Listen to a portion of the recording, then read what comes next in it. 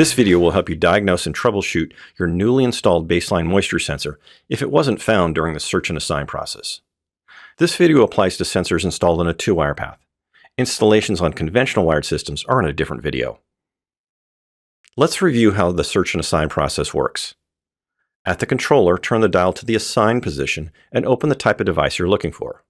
I'll review zones for right now. With search highlighted, press Enter.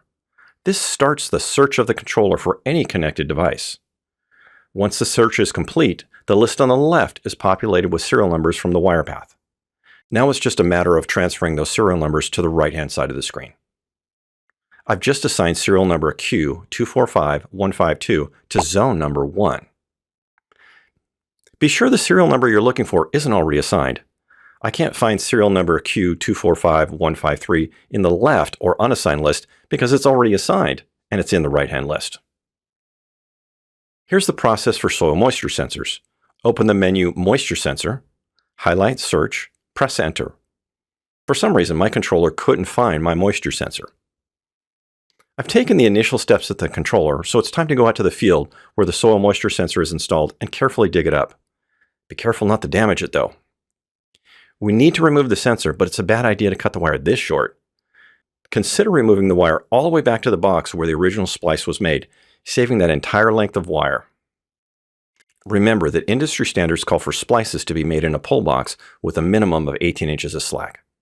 Taking the time now will make reinstalling a device easier later on. Now we'll go test the device back at the controller. Anytime you want to work on the 2-wire path, power down the controller. Unplugging the controller, turning off the circuit breaker, or disconnecting the orange plug on the control board all can power down the controller.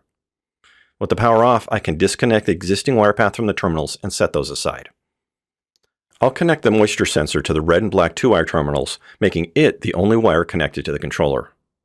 Power the controller back up and return to the Assign menu, looking for that same device again. If the controller can find the sensor while it's directly connected to the controller, we eliminate the device as the issue. This means the problem is either in the wire path or the splices on the wire path. Ready for some wire troubleshooting? Look closely at wire splices, wire integrity, or look for wire damage. If the controller couldn't find the sensor while it was connected to the controller, the sensor is likely the issue. Contact baseline support via email or phone to see if your device is eligible for warranty replacement.